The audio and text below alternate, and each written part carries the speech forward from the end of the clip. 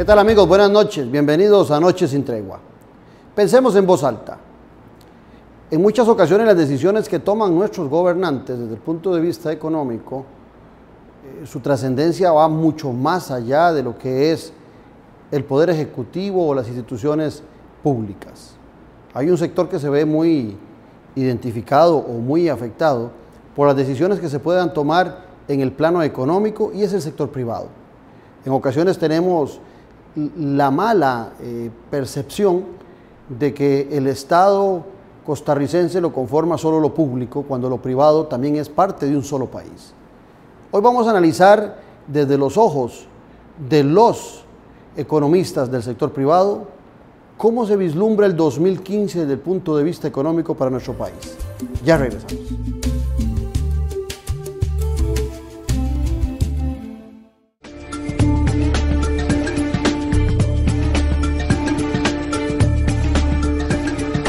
En la introducción les planteaba la necesidad de que hagamos un análisis de las perspectivas 2015, pero no enfocado solamente desde la visión de la academia o de la visión de gobierno de los partidos opositores. Hay un actor que es fundamental, que es el sector privado, al cual muchas veces queremos desligar como que fuera un país independiente o que el Estado es un país independiente.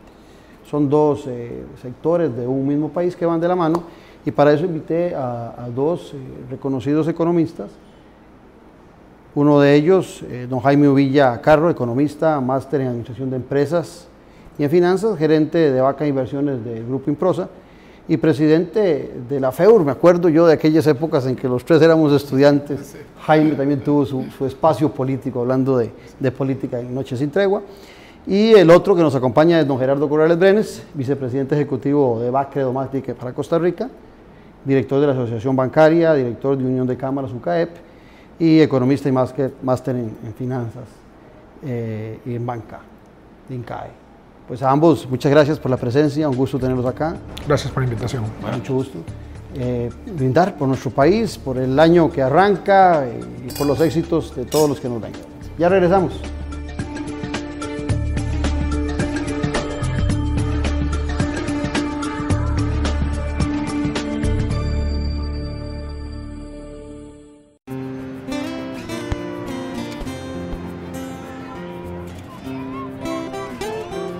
Chicos, ¿ya fue al banco? ¿No han tirado el penal? Gracias a nuestra aplicación para smartphone, pasas más tiempo con ellos y menos en el banco. Servicio, un valor del que todos nos beneficiamos. BAC, valores como los tuyos. Existe un hogar donde la comodidad vive en cada rincón y la conveniencia se reduce al simple hecho de estar. Presentamos Residencias Málaga, casas y apartamentos ubicados en las mejores zonas de Costa Rica, con excelentes y modernos acabados, precios accesibles con seguridad a las 24 horas. Existe un hogar, y eso es lo que somos. Tertulias de la Cava, un espacio oportuno para intercambiar con los principales actores sociopolíticos de la vida nacional, en el que usted podrá oír, compartir, discernir y proponer ideas. Un espacio de política con P mayúscula, en el que el respeto a la divergencia de pensamientos es el mejor momento para encontrar puntos de encuentro. Los martes, en el Club Unión, a las 7 de la noche. Para reservar su espacio puede llamar al 2257-1555, abierto al público en general. Sea usted parte de las soluciones en Tertulias de la Cava. Vinomundo es un lugar creado para fomentar y cultivar la cultura del vino. Nuestra gastronomía se define como fusión mediterránea. Es un sitio único en el país, el cual posee la infraestructura que asemeja a la arquitectura clásica europea, la cual nos transporta a un mundo vinícola. Además del restaurante, Vinomundo cuenta con 2 cavas, Los Secretos y Las Historias, además de un salón de eventos. Vinomundo, donde el vino se toma con el alma. Para más información puede llamar al teléfono 2249-4715.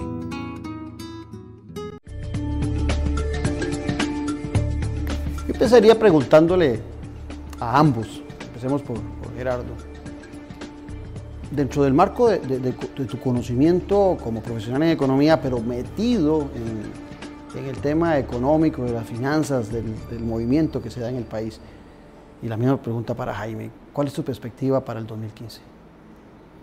Bueno, muchas gracias por la oportunidad. Definitivamente no puede uno hablar de perspectivas sin poner en contexto qué es lo que está pasando en el mundo.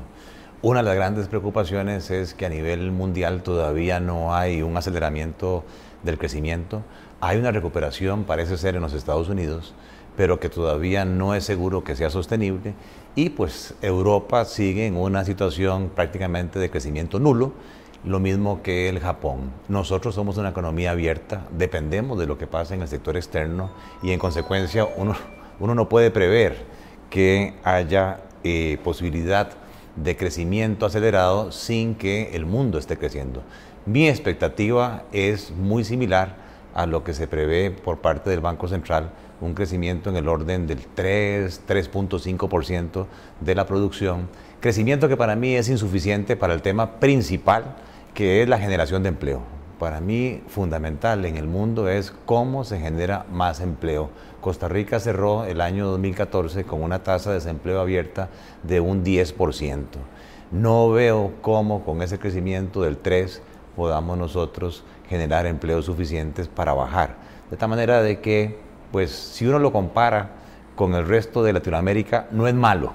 Que un crecimiento del 3,5% está por encima de lo que se está previendo para Latinoamérica, que es un 2.3%. Sin embargo, 3% es insuficiente como para elevar el nivel de ingreso per cápita y para generar empleo, que, como digo, es el problema fundamental en que todos deberíamos estar pensando. Don Jaime. Primero que todo, los sobresaltos que hemos tenido en el 2014 en materia política resultan sin duda un ingrediente adicional que pueden, digamos, aminorar ese ritmo de crecimiento que digamos, Gerardo describe, con el cual, por cierto, pues, suponiendo que no hay mayores sobresaltos o sobresaltos adicionales a los que ya observamos, pues coincido con esa perspectiva de crecimiento, pero si estos sobresaltos se repiten o se convierten en una constante en el quehacer nacional, pues es posible que los agentes económicos, ¿verdad?, resulten ser más cautos, ¿verdad?, pospongan o no expongan, ¿verdad?, importantes recursos, ¿verdad?, en materia de inversión, y esto de alguna manera impacte esas perspectivas de crecimiento. Niveles de desempleo cercanos al 10% resultan ser digamos, no coincidentes o no concordantes con metas de, digamos, niveles máximos de pobreza que digamos, hemos escuchado en algunas administraciones, ¿verdad?, de fijar metas, ¿verdad?, cercanas al 20%, etcétera. Me parece que si nosotros entramos en periodos prolongados con altos niveles de desempleo, esos indicadores de pobreza se nos van a ir agravando, lo cual, pues, por supuesto, repercute, ¿verdad?, en el ambiente social, ¿verdad?, lo cual a su vez hace que el país, ¿cómo se llama?, se agite, ¿verdad?, y esos sobresaltos, ¿verdad?, se vuelvan ya no solamente recurrentes, sino una constante del quehacer del país, y entremos en una especie de círculos viciosos, ¿verdad?, que ¿verdad?, nos hacen incumplir con una promesa, ¿verdad?, que es incorporar a la mayor cantidad de población, ¿verdad?, ¿cómo se llama?, a los niveles de crecimiento y a los niveles de, digamos, de cumplir por lo menos con esas necesidades básicas. Esos son aspectos que a mí me preocupan del 2015 y hacia adelante, ¿verdad? Es decir, ¿qué estaremos haciendo para efectivamente incorporar a esa porción de la población que... El gobierno ha planteado eso que ustedes decían en relación a la disminución de la pobreza como una meta, y sobre todo han hablado de la necesidad de eliminar la pobreza extrema. También ha planteado la necesidad de generar empleo. Creo que al final de cuentas, en el discurso, muchos coincidimos en cuáles son las prioridades y qué debe priorizarse en las decisiones políticas del país. Pero pareciera que en el discurso de la administración actual y el ejercicio de la práctica de ellos no coincide lo que plantean en la práctica con las metas que se proponen en el desempleo y la eliminación de la pobreza. ¿Dónde consideran ustedes que se encuentra el mayor defecto que puede estar cegando un tanto o falseando esa relación entre el discurso y la práctica de la administración Solís Rivera? A mí me parece que definitivamente uno no puede hablar de crecimiento y generación de empleo sin una alianza público-privada. El sector privado de este país genera más del 85% del empleo. Si hablamos de 2 millones de personas económicamente activas, la mayoría la genera el sector privado. Lo que siento sinceramente es que han ocurrido casi simultáneamente una serie de acciones donde, entre comillas, el sector privado se ha sentido defraudado de parte del sector público. Pongo 4 ejemplos. Por ejemplo, la encuesta o la Estrategia Nacional de Empleo se realiza sin la participación del sector privado, sin la participación directa del sector privado. En segundo lugar, el ajuste de salarios que se hace para el sector público fue muy por encima de lo que el sector privado esperaba. En tercer lugar, lo ya conocido del aumento del presupuesto, una aprobación del presupuesto con un incremento del gasto del 19% cuando la inflación apenas alcanza un 5 o un 6%. Y lo último, conocido por todos, es el levantamiento del veto del Código Procesal Laboral, cuando supuestamente había algún compromiso durante la gira a México del presidente de que se iba a posponer el levantamiento del veto, por lo menos para discutir los proyectos de ley. La economía es una ciencia social, y es una ciencia social que estudia el comportamiento humano, y ese comportamiento humano se ve muy afectado por las expectativas. Parte de mi preocupación, estando ya en el día a día de mi actividad, es que yo sí siento como algún recelo del sector privado, como una posposición, como algún grado de incertidumbre, de no estar claro exactamente, de credibilidad de hacia dónde va este gobierno. El gobierno ha manifestado que el modelo de desarrollo que el país ha venido siguiendo no le satisface. Yo coincido en que hay ciertos temas de distribución del ingreso y de encadenamientos productivos que hay que ver, mas sin embargo no coincido en que el modelo haya sido malo. Es un modelo que nos ha sacado y que Costa Rica como tal ha crecido y que hemos reducido los niveles de pobreza. Que hayan que hacer algunos ajustes, bien. Pero sí creo que el tema de fondo es ese: credibilidad, seguridad jurídica, consistencia entre lo que se dice y lo que se hace, y eso pues tiene resentido al sector privado. Ahora que Gerardo Jaime plantea la disminución de la pobreza, yo leyéndolo, me imagino que Gerardo está hablando de ese modelo que cambia del 80 en adelante. Lo que ha sucedido y que hay una crítica profunda es sobre el estancamiento de la disminución de la pobreza en los últimos 15 años. Ciertamente en el 2007 hubo una crisis económica donde parecía un punto de inflexión donde la pobreza empezó a disminuir, pero otra vez sube y ahora estamos alrededor de 22 puntos. El presidente en ese presupuesto que hacía relación Gerardo hace referencia a que es indispensable el presupuesto con un aumento de un 19%, porque si no, no hay posibilidades de cubrir los programas sociales y mucho menos invertir en infraestructura. Pero cuando yo tomo el ese gráfico que separa, encuentro que apenas le queda un 5% de ese presupuesto al gobierno para poder ejecutar en obras sociales o en infraestructura. ¿Cómo analizas vos ese tema?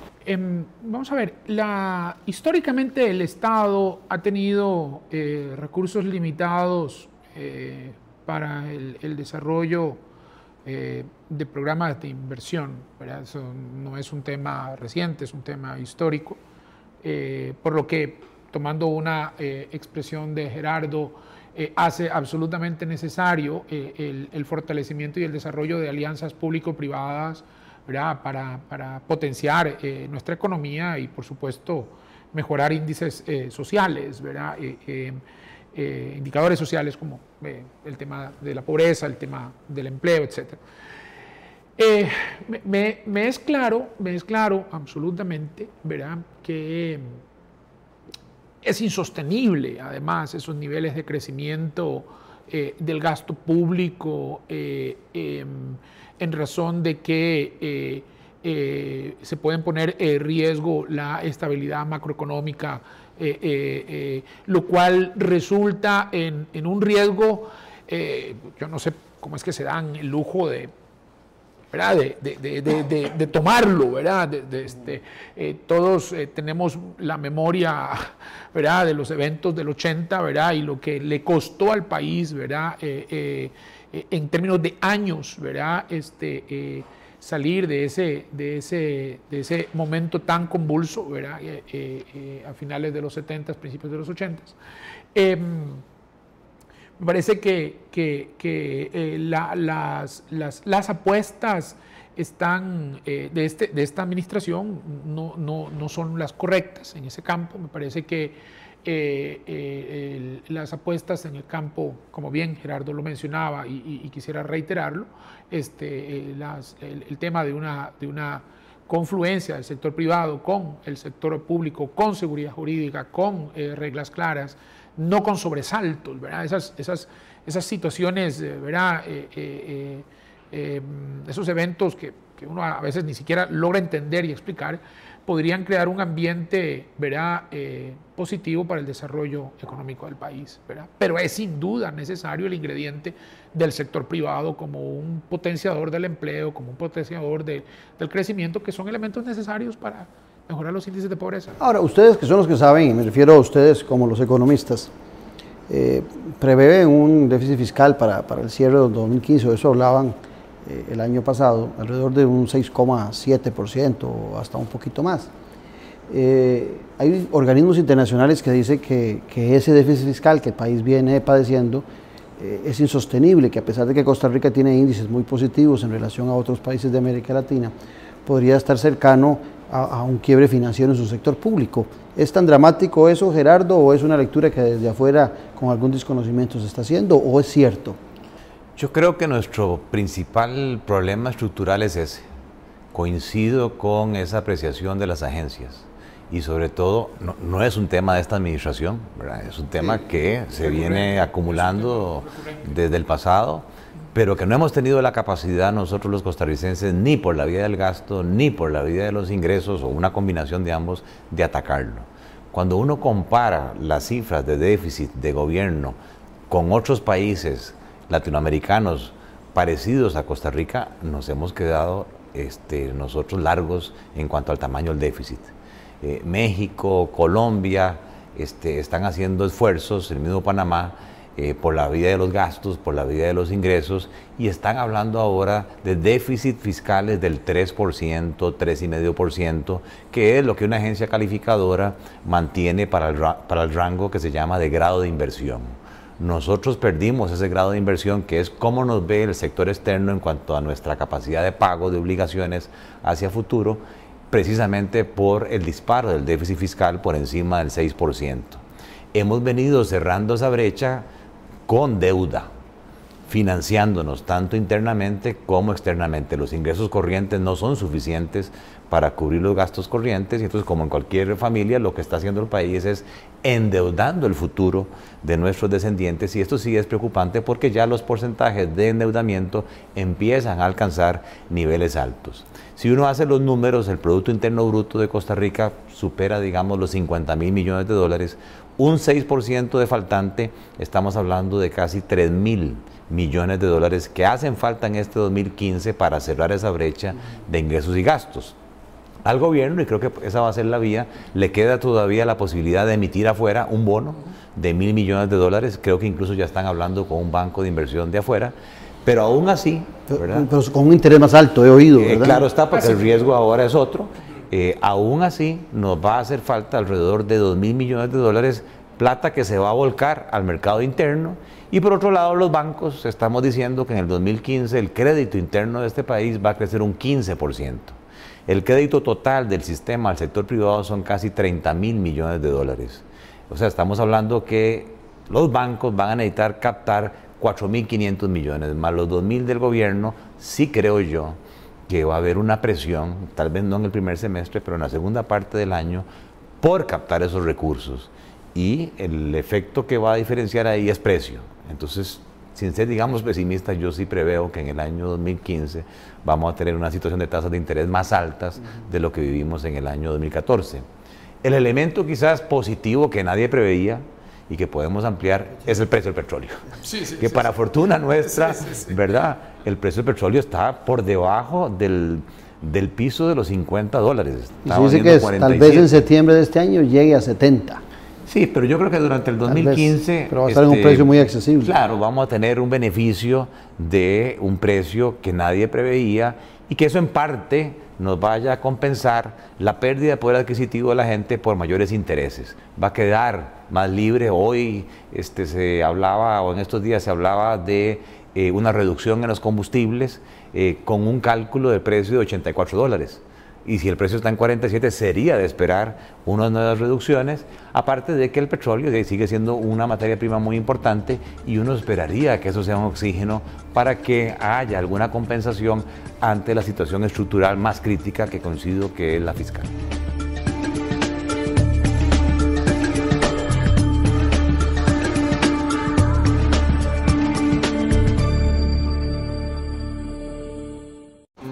¿Aló? Hola, papi. Hola, princesa. ¿Cuándo vas a venir a ver la película conmigo? Acabo de llegar al banco. Ah, bueno, chao.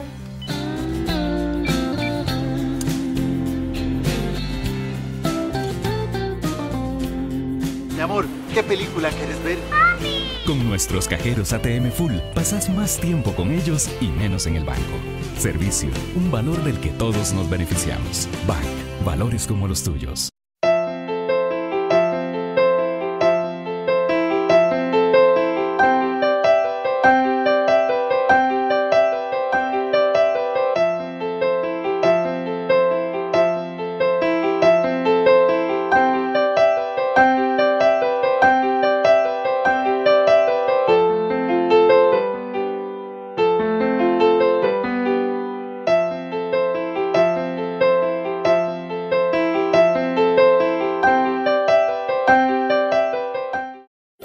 Existe un hogar donde la comodidad vive en cada rincón y la conveniencia se reduce al simple hecho de estar. Presentamos Residencias Málaga, casas y apartamentos ubicados en las mejores zonas de Costa Rica, con excelentes y modernos acabados, precios accesibles con seguridad a las 24 horas. Existe un hogar y eso es lo que somos.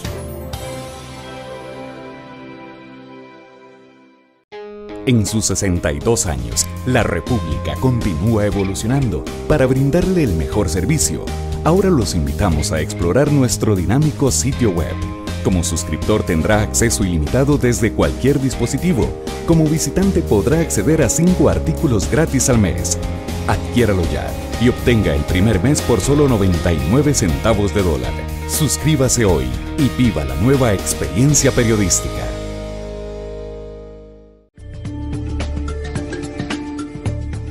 Sobre eso mismo. Yo le agregaría al análisis algunos datos respecto al crecimiento de la prima por riesgo país que hemos venido observando con, digamos, algunos indicios, ¿verdad? Recientemente.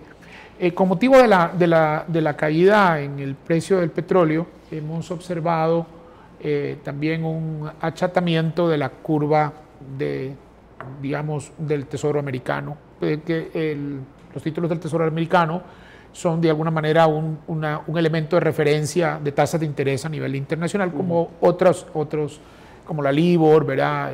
O la Prime Rate. Pero lo cierto es que en la parte larga de la curva, la parte de largo plazo, ¿verdad? De esa curva de rendimientos de títulos del Tesoro de los Estados Unidos, hemos visto una caída bastante importante, ¿verdad? Está arriba de 3.50 el Tesoro a 30 años y hoy en día está en niveles de 2.50, estamos hablando de prácticamente 2-3 meses en donde hubo esa compresión, ¿verdad?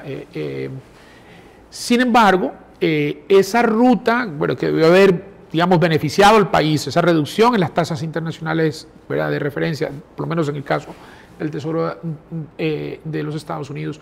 No se ha observado todavía en los títulos de la deuda soberana, en la parte mediana y larga de la deuda soberana costarricense, lo cual no es otra cosa que un incremento, ¿verdad?, de la prima por riesgo país, ¿verdad?, al final del día, ¿verdad? Al final del día el mercado está observando, digamos, un nivel de riesgo mayor, ¿verdad?, en los títulos que se transan internacionalmente de nuestro país, lo cual va a ser considerado indudablemente en esta misión que hace referencia Gerardo, que va a tener o que debería tener lugar en los próximos 2-3 meses en el país, ¿verdad? Y ciertamente creemos que esa deuda nos va a salir un poco más cara, ¿verdad? Leía yo en estos días de que ciertamente Costa Rica es uno de los países que más ha captado de la región inversión privada extranjera. Sin embargo, pues imagino yo, como politólogo, ustedes son los economistas, que si un país empieza a tener un riesgo país, eso afecta directamente la posibilidad de esa inversión privada o ese enamoramiento para acercarse al país. Ustedes están en el sector privado, seguramente tienen un contacto muy directo y miden muy bien cómo se mueve esa inversión privada, si viene o no viene al país, porque en muchas ocasiones los ministros nos hacen un discurso interesante de que cada día viene más inversión privada internacional, pero ¿cómo se está moviendo esa percepción de la economía costarricense en la realidad de esos ingresos de esa inversión, Gerardo? Definitivamente el mundo está, digamos, compitiendo por atraer inversión extranjera directa. Costa Rica ha tenido la fortuna de mantener un nivel, digamos, en el orden de los 2.200, 2.500 millones de dólares. Nivel de inversión permanente que nos ha permitido paliar el déficit que tenemos en la cuenta corriente de balanza de pagos. Es un faltante como del 5% del Producto Interno Bruto, que, repito, con esta inversión extranjera directa no solamente se cubre ese faltante, sino que incluso las reservas monetarias internacionales del país han subido a niveles que superan los 7.000 millones de dólares. Yo sigo creyendo, como decía alguien por ahí, un pesimista ve una amenaza en cada oportunidad, un optimista ve una oportunidad en cada amenaza. Winston Churchill. Yo quisiera pensar como los optimistas, o sea, creo que pensar del lado pesimista es un error. Sigo creyendo que Costa Rica tiene ventajas competitivas en comparación con otros países competidores, arrancando por, digamos, la dotación de recursos naturales que tiene este país, arrancando por la cercanía que tenemos nosotros al gran mercado americano, los Estados Unidos y los tratados. La seguridad jurídica sigue siendo importante, la estabilidad política, social, la democracia de este país es reconocida y, por qué no decirlo, el factor humano, sobre todo lo que llaman ahora la generación Y, la generación Z, el milenio, son muchachos muy bien formados, son muchachos bilingües que del lado de los servicios está haciendo que Costa Rica se vea lo que llaman ahora como un hub para instalar acá call center o centros de llamadas internacionales para servicio al cliente 1-800 que son atendidos por estos muchachos. Inclusive por ahí leí algo que era calificado como el mejor lugar de el América, mejor lugar, ¿verdad? Porque aparentemente el ciudadano americano entiende mucho mejor al muchacho costarricense su inglés que en algún momento la India, que fue, digamos, la competencia nuestra. Los centros de servicio compartidos, por ejemplo, Cargill, es una compañía reconocida mundial, anuncia la apertura de un centro para darle servicios de contabilidad, servicios de finanzas, servicios de recursos humanos a toda su operación mundial, y ahí lo que están haciendo es contratando recurso calificado costarricense. Entonces, creo que Costa Rica tiene esas ventajas competitivas que hacen que comparativamente se mantenga el nivel de inversión extranjera directa. Claro está, no debemos descuidar elementos como costos. Hay preocupación en el sector privado por el costo de la energía, que comparativamente con otros países parece ser que Costa Rica se ha vuelto mucho más caro, ¿verdad? Y que con el tema del petróleo pudiera que nos durmamos por unos meses en el tema, ¿verdad? Que nos confiemos, ¿verdad? Y por esa razón los Estados Unidos, y vos sos politólogo, han hecho un cambio radical en su matriz energética, pensando más en temas geopolíticos para reducir la dependencia de importación del petróleo, y lo que está sucediendo hoy en parte es el éxito que han tenido en la producción de gas natural. Yo creo que como país nosotros deberíamos estar viendo eso. Tenemos las fuentes alternativas eólicas, tenemos fuentes eventualmente de gas, pero que sí requieren un plan nacional, y yo no me canso de decir una alianza público-privada, ni el sector público por sí solo, ni el sector privado por sí solo, y mucho menos en el desgaste político en que estamos. Yo tiendo a creer que nuestro problema no es tanto económico, sino que nuestro problema es político, y más ahora con lo que sucedió a fin de año, con los temas de levantamiento del veto, con los temas del presupuesto. Hay que ver ahora qué va a pasar, ¿verdad? Ahí en Cuestamoras, en esa búsqueda de alianzas, porque lo menos que nos puede pasar es perder el rumbo y que aquí nos inunde una sensación de pesimismo que a nadie nos conviene. Gerardo habla, Jaime, de esa visión a nivel mundial de que somos un buen país para establecer un centro, un hub de servicios. Sin embargo, uno encuentra que tal vez seguramente, y me corrigen ustedes por el tema de la electricidad o de algunos costos, hay empresas manufactureras que se han ido del país. Así es. A lo mejor el brindar servicios, me corrigen también, no es tan caro como una manufacturera, y tener equipo bien complicado. El efecto mayor, que yo creo que todavía no lo hemos sentido de golpe, pero que deberá estar por acercarse, es la partida de Intel, de la manufacturación de Intel en nuestro país, que era más de 2.000 millones de dólares que le daba de movimiento a nuestra economía. ¿Cómo intentar enamorar a esas manufactureras que ciertamente requieren seguramente un personal, tal vez en algunos casos menos calificado, como las textileras, y que le dan espacio de empleo a gente que no está con una preparación profesional de universidad ni nada por el estilo, como pudiera ser en el caso de Intel en algunos espacios, y empezamos a generar un desempleo mayor, porque no todo el mundo está para el espacio de los servicios, que me imagino que también el idioma, el conocimiento tecnológico es mayor. Bueno, yo quisiera, digamos, imaginarme un país en donde la manufactura de alta tecnología prevalezca, ¿verdad? Frente a otros posibles modelos. Hemos visto cómo en los últimos 10 años el país ha venido ganando espacios en la manufactura de temas médicos, ¿verdad? Cuando uno visita los centros, digamos, en donde estas empresas se han instalado, y uno recorre las instalaciones y las conoce y las entiende, sin duda prefiero 1000 veces,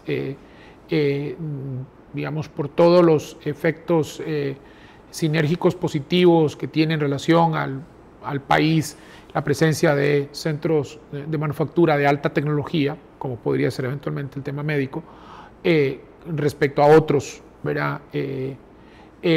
Impulsan el desarrollo de un recurso humano mucho más capacitado, mucho más formado, crea todo un ¿verdad? Un efecto sobre la sociedad, ¿verdad? En donde efectivamente incentivan al recurso humano a buscar esa mejor calificación. Pero estaremos nosotros en capacidad de tener la gente preparada, educada, para seguir captando ese tipo de inversión que requiere gente tan especializada. Mira, sin que pretenda yo desarrollar algún tipo de propaganda, ¿verdad? De la empresa para la que yo trabajo, tal vez me voy a referir muy concretamente a 2 experiencias que hemos tenido en materia inmobiliaria. Digamos que es una de las actividades en la que el grupo al que pertenezco tiene como, digamos, importante presencia. Nos hemos encontrado con empresas, incluso empresas que pertenecen a las Fortune 500, digamos, a las empresas de mayor capitalización, ¿verdad? A las empresas más grandes del mundo, ¿verdad? Venir a instalar el país operaciones sofisticadas, ¿verdad? Donde el tema de investigación y desarrollo y de manufactura de alta tecnología, y no me refiero necesariamente al tema de Intel, me refiero a otras empresas, ¿verdad? Han venido a instalarse, donde capturan una cantidad de ingenieros cada vez más importante, una personal con especialidades médicas cada vez más importante, ¿verdad? Me parece que, digamos, ese es, digamos, el estilo de manufactura que quisiéramos, digamos, atraer, ¿verdad? Aquí... El ideal. El ideal, ¿verdad? Hemos visto instalarse empresas realmente, digamos, que impresionan, digamos, lo sofisticado de los procesos, ¿verdad? Que se llevan a cabo aquí. Y digo, he sido testigo porque pues de alguna forma nos hemos involucrado directa o indirectamente en eso. Creo que el país tiene esa ventaja competitiva, ¿verdad? Sin embargo, como en mi primera exposición me refería, ¿verdad? Existen ciertos riesgos, ¿verdad? Que el gobierno o país, ¿verdad? Hemos venido empezando a asumir, ¿verdad? Que podrían eventualmente desalentar a esa experiencia, ¿verdad? Que bien se inició, digamos, hace una buena cantidad de años con Intel, ¿verdad? Pero que han venido otras, ¿verdad? Tal vez no en la misma magnitud, ¿verdad? ¿Verdad? Pero que han venido y cada vez tienen una mayor presencia, ¿verdad? Esos riesgos que desalientan la presencia de empresas o que desalientan la inversión extranjera, ¿verdad? Temas como, ¿verdad? Bueno, Gerardo hizo mención a 4 concretos, ¿verdad? Momentos. Ojalá, digamos, no sea una constante en el resto de esta administración, porque efectivamente la factura, ¿verdad? Puede ser muy cara para el país. Perdón, yo sí quería mencionar a la pregunta que haces. Hay un estudio reciente del BID que analiza las restricciones o los obstáculos al crecimiento económico en Costa Rica. Y definitivamente el modelo educativo, la desalineación que hay entre el modelo educativo, sobre todo a nivel universitario, y el modelo de desarrollo que el país está siguiendo. Pues todos venimos los 3 aquí de ciencias sociales, pero si estamos diciendo que el mundo es tecnológico, que el mundo es digital, que estamos desarrollando clústeres en la parte médica, pues como Alemania, debería la universidad o las universidades, sus programas curriculares, está formando técnicos en precisión, está formando ingenieros, porque si no, va a haber un problema a la hora de estar graduando un montón de gente que al salir al mercado laboral no va a conseguir trabajo porque no hay demanda.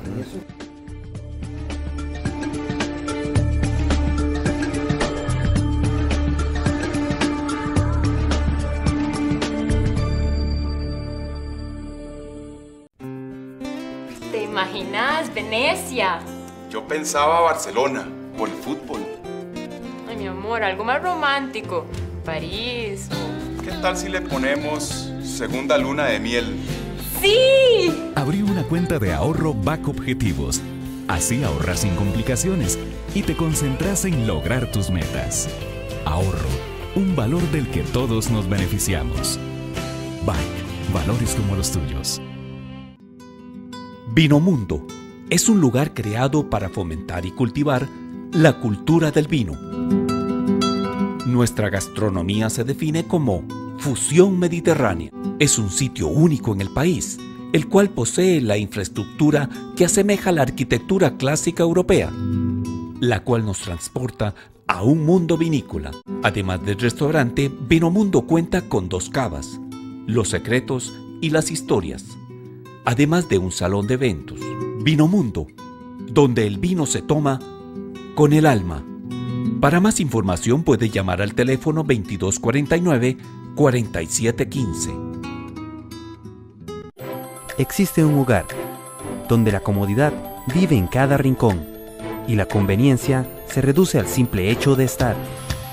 Presentamos Residencias Málaga, casas y apartamentos ubicados en las mejores zonas de Costa Rica, con excelentes y modernos acabados, precios accesibles con seguridad a las 24 horas. Existe un hogar y eso es lo que somos. Tertulias de la Cava, un espacio oportuno para intercambiar con los principales actores sociopolíticos de la vida nacional en el que usted podrá oír, compartir, discernir y proponer ideas. Un espacio de política con P mayúscula, en el que el respeto a la divergencia de pensamientos es el mejor momento para encontrar puntos de encuentro. Los martes, en el Club Unión, a las 7 de la noche. Para reservar su espacio puede llamar al 2257-1555, abierto al público en general. Sea usted parte de las soluciones en Tertulias de la Cava. Eso, el tema que ustedes tocaban de la alianza pública-privada es trascendental, porque si el sector privado no identifica ante el Estado sus necesidades de mano de obra, ¿cómo hace el Estado? Porque las universidades, dentro del marco de esa universalización de conocimiento, es posible que esté produciendo mucho politólogo. Economistas. Y lo que está ocupando, sí, lo que está ocupando el Estado de gente más metida en tecnología, más metida en ingeniería, y cómo hacer que ese archipiélago institucional nuestro, que parece que no articula en nada, en muchas ocasiones esa es la impresión que da, comprenda que inclusive la Contraloría General de la República, en ese presupuesto que el presidente Solís decía que era imposible disminuir, la Contraloría dice que si se sigue en ese aumento, se van a requerir anualmente 900.000 millones para poder sostener ese crecimiento de ese presupuesto. Bueno, pero tiene que haber acciones en el sector empresarial. Vos que estás en la UCAE, pues no sé qué estarán pensando. Sí, definitivamente hay preocupación. Yo he conversado con algunos empresarios y lo que dicen es: quisiéramos seguir creciendo en Costa Rica, mas sin embargo la disponibilidad de recurso bilingüe ya no lo estamos encontrando, e incluso hay guerra entre ellos por quitarse los recursos. Están viendo las opciones de Panamá, ¿verdad?, de irse a Panamá, y yo creo que es una lástima, porque sí, Costa Rica ha demostrado que tiene esa capacidad, pero yo vuelvo a lo mismo. Aquí hay un tema de falta de planificación, aquí hay un tema de falta de comunicación, aquí hay un tema de esa alianza público-privada. Quisiera creer que con los consejos que están montando ahora de competitividad de parte de la Unión de Cámaras, de parte del gobierno, se empiece a avanzar algo en esos temas, porque sí, pensando a mediano y largo plazo, no es posible seguir siendo exitosos si no tenemos la formación, o bien, desde el punto de vista de estabilidad social, va a haber un montón de gente que no va a lograr insertarse en el mercado laboral, y como todos sabemos, eso es una fuente de problemas sociales. Nosotros los tres somos contemporáneos. Tanto así que cuando vos eras presidente de la FEUR, tuvimos o estuvimos en tu gestión en aquel año. En aquella época, hablar de planificación apenas, ahora que Gerardo lo tocaba, apenas la gente empezaba a digerirlo, porque la planificación sonaba a un concepto muy soviético, ¿verdad? Sí, muy quinquenal. Los planes quinquenales. Sí, entonces sonaba muy soviético y asustaba a muchos. Pero somos recurrentes, y en el programa yo lo he visto, la mayoría de gente que invito, a llamar la atención, Jaime, sobre la necesidad de planificación. Pero a veces siento yo que no hemos entendido a qué nos referimos cuando hablamos de planificación. Una cosa que los 80s nos permitieron en Costa Rica aprender es que existe en algún momento la posibilidad de crear políticas de Estado, ¿verdad?, que sobrevivan al ciclo político electoral del país, ¿verdad? Me refiero a los procesos de ajuste estructural que en la década de los 80s se llevaron a cabo y que creo que incluso alcanzaron a la primera administración de los 90s. Yo creo que en esta época, ¿verdad?, hemos perdido la capacidad para crear esas políticas de Estado, ¿verdad?, que sobrevivan a los ciclos electorales, ¿verdad? El tema, la agenda de competitividad debe ser una política de Estado, ¿verdad? Es decir, tiene que sobrevivir a los temas del electoralismo natural, ¿verdad?, de toda democracia, ¿verdad? Y nosotros debemos de vivir esos fenómenos electorales, pero no puedes comprometer, ¿verdad?, la agenda de competitividad porque trae como consecuencia, ¿verdad?, el deterioro de algunos indicadores sociales, ¿verdad?, como los que hemos mencionado en la entrevista del día de hoy. Me parece que la clase política, yo aquí no voy a atribuirle esto a un solo partido, ¿verdad? La clase política perdió esa habilidad, ¿verdad?, y el país lo resiente, ¿verdad? Hay muchísimos ejemplos, ¿verdad? Y esto debe de alguna forma motivarse nuevamente en la clase política, ¿verdad?, a crear esa capacidad que en algún momento el país tuvo, ¿verdad?, para avanzar en procesos digamos, económicos trascendentes. En esa materia tengo que decirte que soy pesimista, ¿verdad? Yo quisiera ser optimista, pero en esa materia soy pesimista. Sigo pensando que perdimos esa habilidad.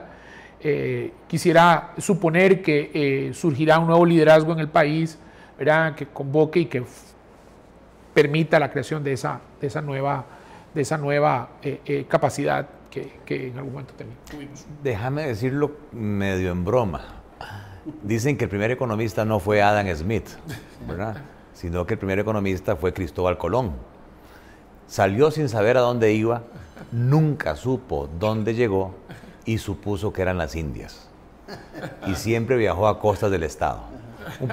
Un poco a tu pregunta, eso es falta de planificación. En mi empresa, a nivel microeconómico, nosotros lo que hacemos es planificar. Planificar significa metas, visión. ¿A dónde quiero llevar este negocio en los próximos 3, 4, 5 años? Plan de trabajo, ¿verdad? Significa también una misión, una razón de ser. ¿Para qué estamos nosotros en este negocio? ¿Cuál es nuestro propósito? ¿Por qué llegamos aquí todos los días a laborar de 8 a 5, etcétera? Más objetivos medibles, metas específicas que uno pueda estar monitoreando con el paso del tiempo para ver, semáforo, estoy en rojo, estoy mal, estoy en amarillo más o menos, estoy en verde, ¿verdad? Más una serie de planes, presupuestos operativos, presupuestos de inversión para ir alcanzando esas metas. Yo lo que siento es que a nivel país adolecemos de eso. No estamos ¿En qué luz del semáforo estaríamos como país? Usando ese semáforo que acabamos de Cuidado si no es un anaranjado. Sí, iba a decir un rosadón tirando a rojo. Porque no hay claridad en este momento de cuál es el norte, hacia dónde queremos llevar este país, cuál es la razón de ser, cuáles son las metas. El gobierno acaba de emitir un Plan Nacional de Desarrollo que debería cubrir, soy consciente, yo no me lo he leído, ese documento debería ser el norte. Más sin embargo, uno no sabe si el documento fue consensuado con las distintas fuerzas políticas del país, porque el país está dividido, y decir, bueno, vamos a marchar todos hacia acá. Lo que uno ve es que no, lo que se está es en una guerra de cada 4 años, el ciclo electoral. ¿Cómo hago para impedirle a porque en la próxima yo quiero ganar la elección? Y eso definitivamente en el mediano plazo nos va a pasar la factura. Hay algo que a mí me preocupa, que se ha planteado, y es la posibilidad de esa cercanía entre lo público y lo privado, porque veo a varios partidos a nivel nacional muy concentrados en muchas ocasiones en desvirtuar la posibilidad de esa alianza. Prácticamente algunos partidos satanizan al empresario y otros satanizan al Estado. Entonces da la impresión de que hay algunos polos bastante distantes que no permiten esa cercanía que vos con tanta vehemencia, Gerardo, has planteado el día de hoy. A mí me parece es un terrible error, ¿verdad? ¿Cómo se llama? En cierta forma es una especie de condena adelantada, ¿verdad? Porque al estresar el estado anímico y el ambiente político, se genera la incapacidad de crear los consensos, y eso es a lo que me refería, a la incapacidad de poder volver a crear políticas de Estado, ¿verdad? Y cuando digo Estado es mucho más que políticas de gobierno, ¿verdad? Es decir, son aquellas... Yo soy de la tesis que política de Estado incluye las políticas privadas, sí, porque el Estado es todo. Así es, correcto, ¿verdad? Por ejemplo, la agenda de la competitividad, ¿verdad? Debe ser una política de Estado, ¿verdad? En donde para poderla ejecutar, ¿verdad? Eficientemente, las alianzas público-privadas son absolutamente indispensables.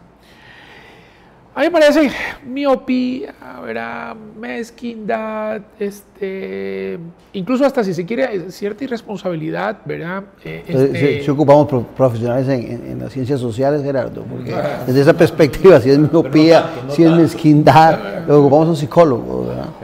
Bueno, vamos terminando el programa y me captó mucho la atención el ejemplo de Gerardo del semáforo. ¿Qué hay que hacer para que ese semáforo que pareciera que está pasando a una velocidad pasmosa del amarillo al rojo, lo detengamos? ¿Qué debería hacer el gobierno? Yo creo que tiene que haber disposición clara de dialogar con total transparencia, poner los puntos sobre las íes. Tal vez yo me equivoque y cometa algún error, pero de la lectura que hago de las acciones que mencionaba, siento que no se ha puesto totalmente, transparentemente lo que se quiere. Y entonces eso pasa la factura, porque empieza a crear desconfianza. Como que hay muchos discursos. Como que hay muchos discursos y se pierde credibilidad. No con esto quiero decir que todo sea malo. Puedo reconocer, como miembro del sector financiero, que el Banco Central, para mi gusto, está haciendo una buena labor en cuanto al manejo del tipo cambio. Hemos tenido un 2014 estable después de aquel brinco, aquel susto de febrero, de un solo golpe, una devaluación y coletazos de 30, 40 colones en un solo día. El Central se propuso estabilizar y cerramos todo el año con un 7.7% de devaluación. Y eso da tranquilidad. También el Central ha sido exitoso, por qué no decirlo abiertamente, en el control de la inflación. Es una inflación que está relativamente controlada. Creo que también del lado de comercio exterior se está haciendo una buena labor. El ministro Mora, con todas estas visitas y búsqueda de inversión extranjera directa y promoviendo el país, creo que ahí hay elementos positivos. Sin embargo, en otras latitudes del gobierno, lo que el sector privado reclama es esa falta de transparencia, esa falta de diálogo, esa falta de comunicación que urgentemente el país necesita. Como una agenda de temas prioritarios, ¿dónde es que más nos duele? Si el sector privado está diciendo, tengo un problema de competitividad, tengo un problema de costos, para mí es un poco contradictorio que se haya decidido enterrar el tema de la contingencia eléctrica. ¿De por qué razón limitar al sector privado a un 15% de producción de la capacidad total del sistema? Si tenemos la capacidad a precios competitivos de que la empresa privada provea energía más barata, démosle la opción. A su vez eso genera inversión, a su vez eso genera empleo. Eso genera movimiento, pero por alguna razón política, ideológica, que vos sos el experto en eso, se decidió enterrar. Y eso sí genera desconfianza, eso sí genera incertidumbre, no hay claridad. Yo creo que para el presidente Solís, él debería promover un acercamiento mayor, poner en la mesa lo que, entre comillas, ha molestado y tratar de volver a arrancar con una agenda conjunta, porque ni al gobierno ni al sector privado nos conviene separarnos, definitivamente. Un minuto, Jaime, para irnos. Comparto, bajar de tomar la sopa tranquilo. Sí. Comparto se creó una desconfianza, señales contradictorias. Eso no es otra cosa que un caldo de cultivo para que se pospongan planes. Es un mensaje incorrecto. El gobierno tiene un mandato popular muy fuerte, ¿verdad? Tiene una serie de aspiraciones importantes, ¿verdad? Que recogió en el voto de febrero y abril del año pasado, y ¿verdad? Mal haría desgastar ese mandato, ¿verdad?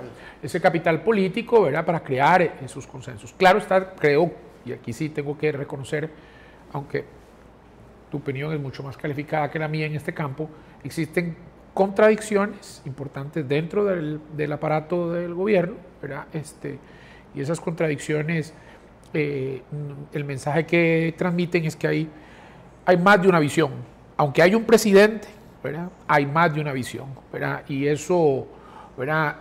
Inexplicable la decisión de enterrar el proyecto eléctrico, ¿verdad? Cuando el país entero, el sector privado, a viva voz, digamos, solicitaba una vigorosa respuesta del gobierno, ¿verdad?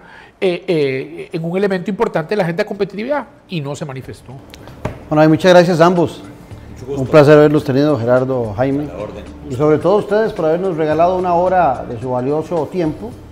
Espero coincidir nuevamente en 8 días. Recuerden que este programa lo pueden recomendar para verlo mañana a las 6 de la mañana y a las 2 de la tarde, y si no, ya el miércoles en YouTube. Un abrazo a la distancia, que Dios los bendiga, y recuerde, el éxito depende de usted. Un abrazo.